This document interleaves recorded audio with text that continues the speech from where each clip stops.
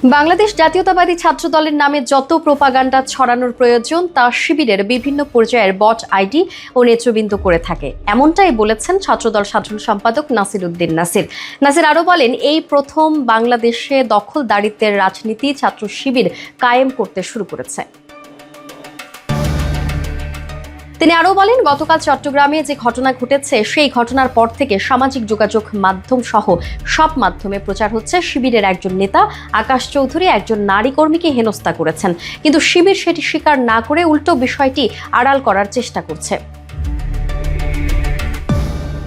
নাসির বলেন, ৫ তারিখের পর এই প্রথম আমরা দেখলাম রাজশাহী বিশ্ববিদ্যালয়ে একটি ছাত্র সংগঠন আরেকটি ছাত্র সংগঠনের ওপর প্রকাশ্যে হামলা করেছে। এই হামলার মাধ্যমে গণ অভ্যুত্থান পরবর্তী সময়ে আবারও দখলদারিত্বের রাজনীতি শুরু করেছে ছাত্র শিবির। এর আগে একই ধরনের ঘটনা আমরা চট্টগ্রাম পলিটেকনিক ইনস্টিটিউট ও ঢাকা পলিটেকনিকে দেখেছি। তিনি অভিযোগ করে বলেন, চট্টগ্রামে গতকালের ঘটনায় ছাত্রদল, যুবদল ও স্বেচ্ছাসেবক দলের স্মরণকালের সবচেয়ে বড় তারুণ্য নির্ভর রাজনৈতিক অধিকার প্রতিষ্ঠার সমাবেশকে আড়াল করতেই তারা উদ্দেশ্য প্রণোদিতভাবে প্রোপাগান্ডা ছড়াচ্ছে।